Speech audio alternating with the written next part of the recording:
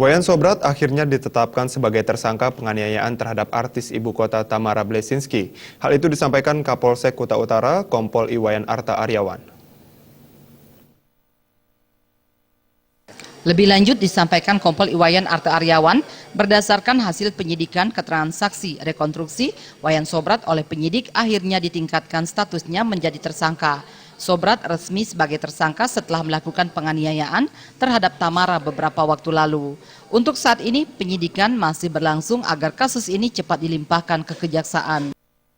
Pada hari Selasa, tanggal 3 kemarin, kami sudah melaksanakan pemeriksaan terhadap terlapor atas nama inisial MS.